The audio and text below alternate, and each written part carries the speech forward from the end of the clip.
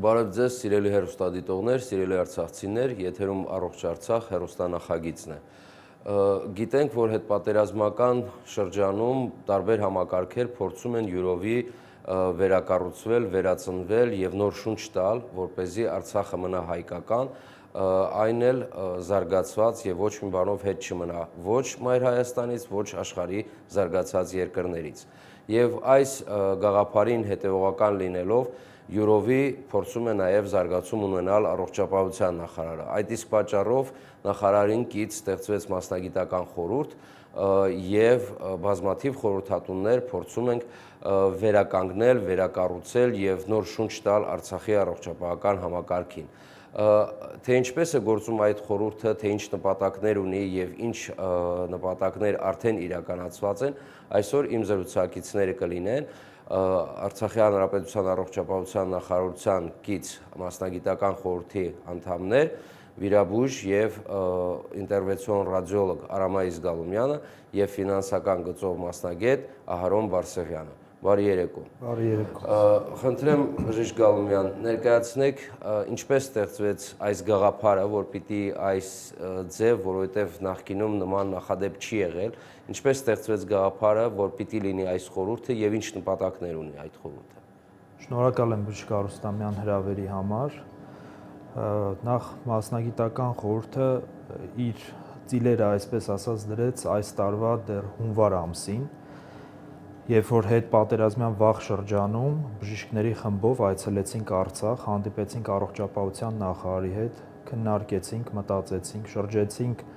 առողջապահական հիմնարկներով, Մարտունի քաղաքի բուժմիավորում այցելեցինք, Ստեփանակերտ քաղաքի բուժմիավորումներ այցելեցինք եւ սկսեցինք մտածել, թե ինչ միջոցներ են պետք, ինչ ճանապարհներ է պետք, որպեսզի բարձր որակավորում ունեցող մասնագետները, որովհետև մասնագիտական խորհրդի մեջ ընդգրկված են միայն բարձր որակավորում ունեցող մասնագետները, ովքեր իրենց մասնագիտությամբ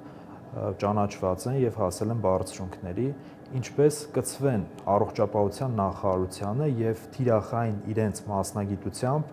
կատարեն ճիշտ խորհրդատվություն եւ ճիշտ ճանապարհի վրա, ճիշտ ուղու վրա դնեն այդ զարգացումները։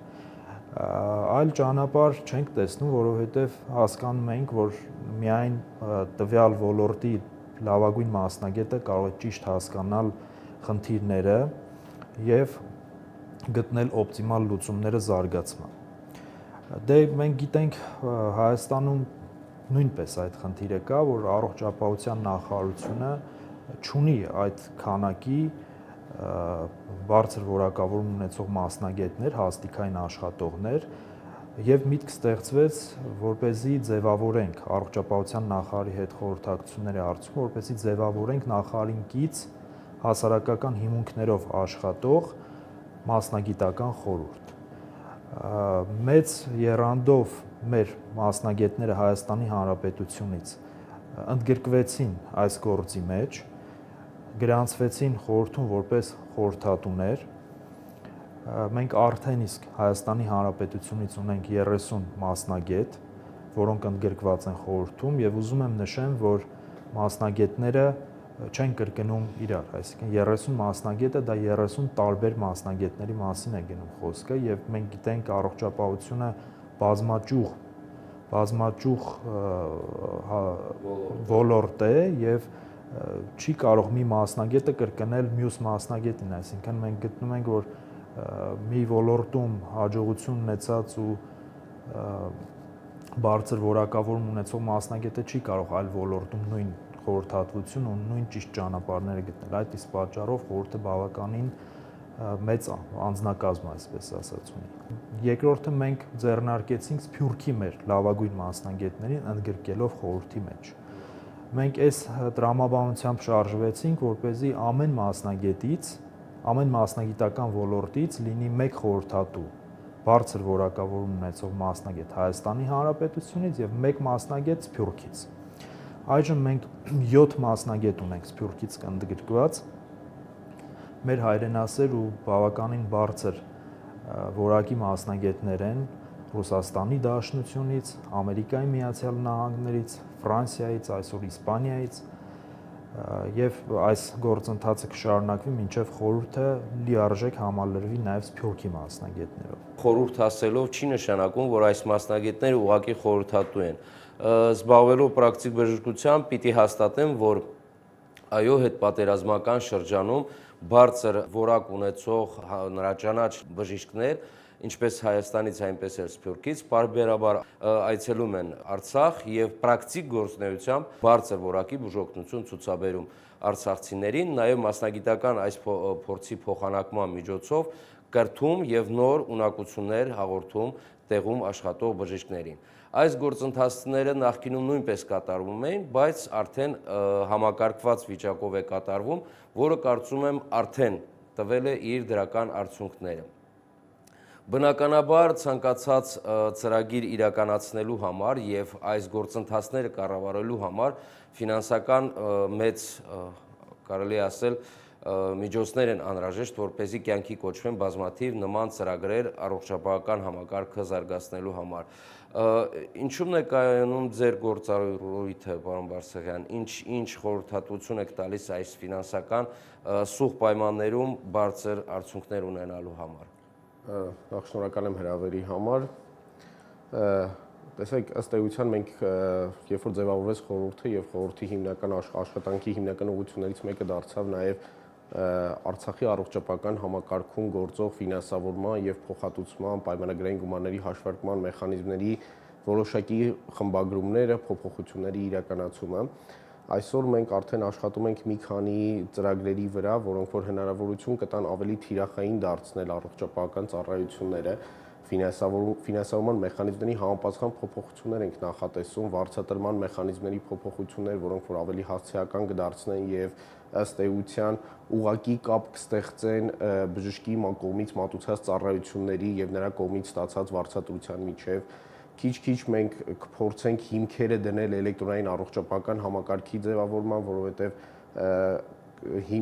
աշխատանքի հիմնական ուղղությունը այս պահին գնում է, որպեսզի մենք ունենանք արդեն ազգաբնակության էլեկտրոնային բազա, որը որ կունենան կոնկրետ կցագրված բժիշկներին, կոնկրետ հիվանդը, կոնկրետ բժշկին կցագրված կլինի, կոնկրետ բժիշկը պատասխանատվություն կկրի իր հիվանդի առողջական ցուցանիշների համար եւ բնականաբար եթե տվյալ բժիշկ ապահովի այնպիսի արդյունքային ցուցանիշներ, որոնք որ կբերեն առողջապահական համակարգի արդյունավետության բարձրացմանը, ապա այո, կլինեն նաև բոնուսային վարձատրման մեխանիզմներ եւ այլն։ Այսինքն հիմնական ուղղությունը այսօր որ գնում է առողջապահության ֆինանսավորման մեխանիզմների փոփոխություններն են, սկսած պայմանագրային գումարների հաշվարկի մեխանիզմների փոփոխությունից վերջացած վարձատրման մեխանիզմներով եւ ամենակարևոր բաղադրիչը դա էլեկտրոնային առողջապահական համակարգի ներդրումն է, որը որ հնարավորություն կտա ավելի արդյունավետ կառավարել ֆինանսական հոսքերը, որը որ հնարավորություն կտա ավելի հասցեական դարձնել բժշկական ծառայությունները, ապահովել ավելի թափանցիկություն եւ հաշվետվականություն։ Եվ այս ամեն ինչի իրականացման արդյունքում մենք հնարավորություն կունենանք առավել նպատակային ծրագրեր իրականացնել, ֆինանսները ուղղել այն ոլորտներ, որոնք որ կլինեն ավելի ծախս արդյունավետ, որտեղ որ ըստ էության շատ ճիշտ նշեցիք, շատ սահմանափակ ռեսուրսների շրջանակներում մենք հնարավորություն կունենանք ապահովել առավելագույն արդյունքային ցուցանիշներ։ Դա կլինի թե ազգաբնակության հիվանդացության նվազման տեսքով, դա կլինի թե առողջապահության այլ բնութագրիչների բարելավման եւ ինչու՞ չէ նաեւ մենք որպես երկարաժամկետ նպատակ ունենք, որպեսզի Արցախի առողջապահական համակարգը լինի ինքնաբավ, այսինքն այստեղ գեներացվեն եւ ներդրվեն այնպիսի մեխանիզմներ, որոնք այնքան կբարձրացնեն ֆինանսական արդյունավետությունը, որ ծախսված գումարների դիմաց արդյունքային ցուցանիշները այնքան կլինեն, որ ցանկացած բժշկի համար պատիվ կլինի Արցախում աշխատանքը։ Շատ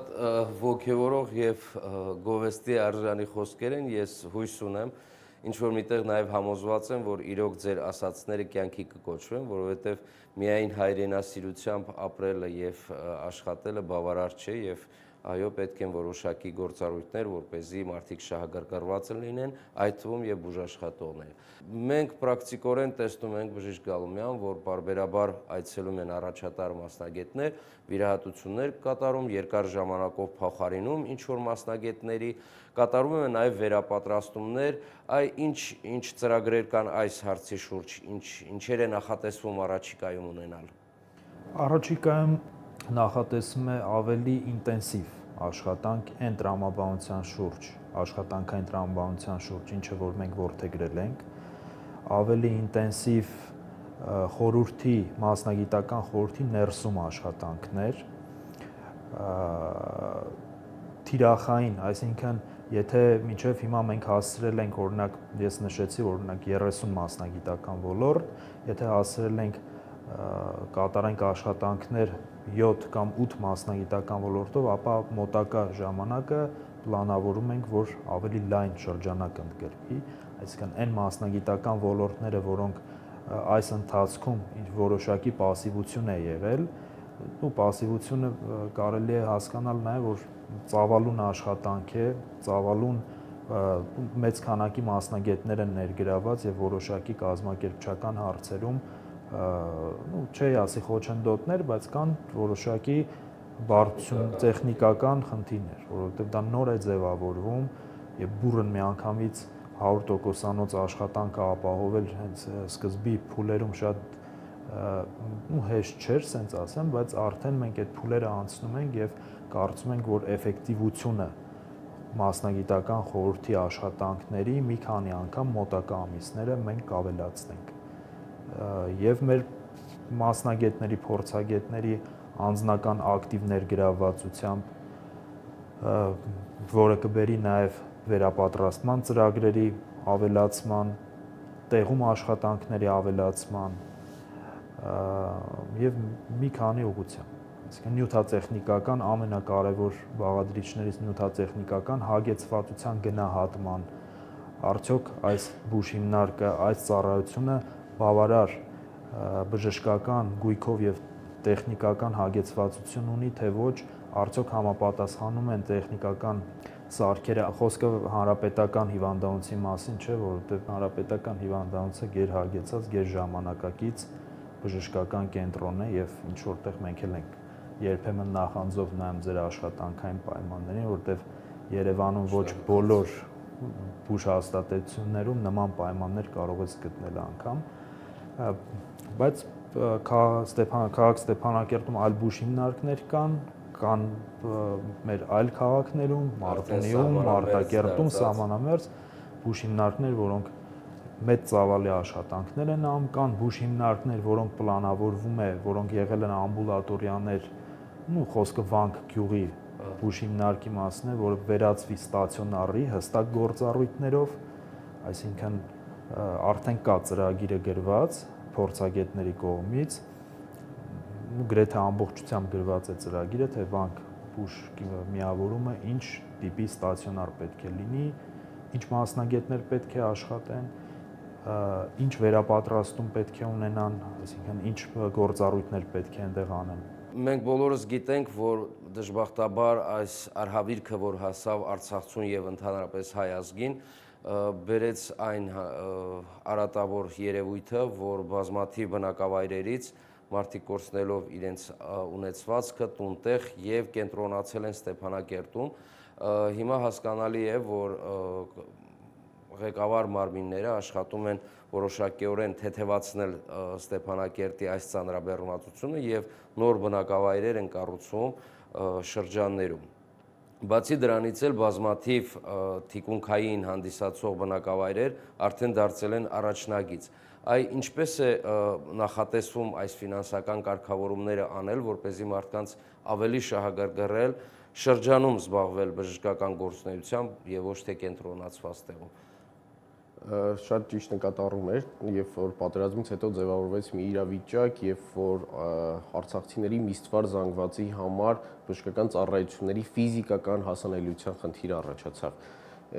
Եվ բացի ֆիզիկական հասանելիությունից, այսինքն ֆիզիկապես բուժհաստատության գտնվելուց, մենք ունենք այսօր նաև խնդիր, երբ որ կա բուժհաստատությունը, կան համապատասխան սարքավորումներ, սակայն չկան կադրեր, որոնցով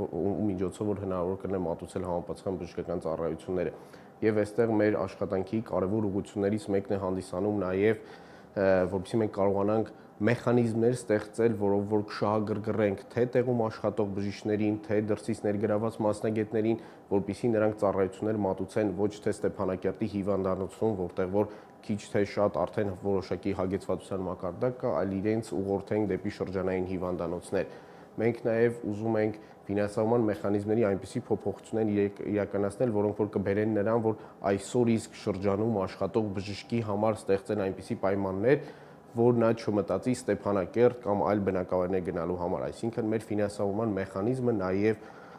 շահագրգռում է, ուղղորդում է նոր մասնագետներին դեպի շրջաններ եւ ավելի շատ ուղղված է շրջաններում մասնագետների այնպիսի վարձատրման մեխանիզմների ներդրմանը, որոնք որ կապահովեն արժանապատիվ արձադրություն կատարած աշխատանքի դիմաց։ Այսինքն ըստ էության կարող է ստեղծվել մի իրավիճակ, որ շրջանում նույն ծառայության դիմաց, համազոր ծառայության դիմաց բժիշկը կստանա ավելի բարձր վարձատրություն, քան թե Ստեփանակերտում, որը շատ ճիշտ է եւ դա նաեւ բացի հայրենասիրական եւ այլ մղումներից, նաեւ դա եւս լրացուցիչ թեկուզ փոքր, բայց խթան է, որպեսզի գնան եւ տեղում ապահովեն բժշկական ծառայությունների ֆիզիկական հասանելիություն ազգաբնակության համար։ Մենք նաեւ խնդիրներ ունենք գյուղական բնակավայրերում, այսինքն եթե մենք որոշ տեղերում ունենք շրջանային բուժմիավորումներ, ապա գյուղական բնակավայրերում մենք ունենք նաեւ որոշ դեպքերում նաև բուժքույրական ծառայությունների հասանելիության խնդիր եւ պետք է փորձենք նաև գյուղական ամբուլատորիաներում որոշակի բուժքույրական կետերի ավելացման եւ այլնի շնորհիվ ապահովել գոնե տարական բժշկական այն ամենաառաջի բուժօգնության հասանելիությունը Արցախի ազգաբնակության համար։ Ճիշտ նշեց պարոն Բարսեղյանը, որ ինտենսիվ աշխատանքներ են հիմա ընթանում, որպեսզի շրջաններում շահագրգռվածությունը բուժաշխատողների մեծանա այն շրջաններում իրականացնելու բուժօգնությունը եւ մասնագիտական ինչու է այդքան բազմազան եւ մենք ասում ենք թիրախավորված, որ փորձագետ մասնագետները շրջաններում կապ չունի Արցախի ամբողջ տարածքում մշտադիտարկում իրականացնեն բուժման որակի։ Ինչ որակով է արվում այդ բուժօգնությունը, արդյոք թերի է արվում, պակաս է արվում շրջանում, թե միգուցե ավել է արվում, որը շրջանում պետք չի անել այդ վիրահատությունը կամ այդ բուժօգնությունը պետք չի ցուցաբերել։ Այստեղ շատ կարևոր է բարձր որակավորում ունեցող մասնագետի մշտադիտարկումը, կարծիքը, փոփոխությունները, եթե անհրաժեշտ են, եթե թերի է վերապատրաստումներ կազմակերպելը, եթե ավել է արգելակող պատնեշներ դնելը, որ ոչ այս բուժօգնությունը պետք է այս ծավալով արվի շրջանային հիվանդանոցում, իսկ այս ծավալով արվի մայրաքաղաքային հիվանդանոցում։ Մենք այսպես ենք պատկերացնում ընդհանուր կարգավորումը աշխատանքի եւ խթանումը բժիշկների եւ կրթումը վերապատրաստումների միջոցով եւ ինչ որտեղ արգելակող գործողությունները արգելակող եւ խթանող միջոցառումներ փորձագետների կողմից։ Շատ կարևոր բաներ ասեցիք, շատ ճիշտ եւ դրական եմ համարում այս գործունեությունը։ Շնորհակալ եմ պարոն Այգ մեր հրավերը ընդունելու համար։ Կարծում եմ մենք դեռ առիթ կունենանք ընթացիկ աշխատանքների մասին խոսելու։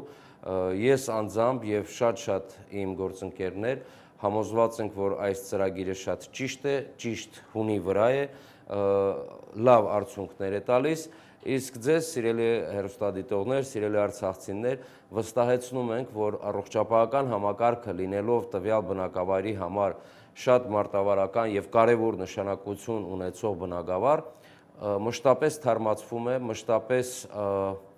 ակտիվ գործունեություն է կատարվում, որպեսզի համակարգը հետ չմնա աշխարհի ոչ մի զարգացած երկրից եւ մեր բնակչությանը ապահովվի եւս մի վստահ այստեղ ապրելու եւ այստեղ գործունեություն ծավալելու համար եւս մի պատճառ հանդիսանա։ Այսինքն մարդ չմտածի, որ հանկարծ ինչ որ հիվանդություն ունենալու դեպքում կարող է Արցախում չփրկվել։ Վստահ եղեք, որ աշխատանքները կատարվում են,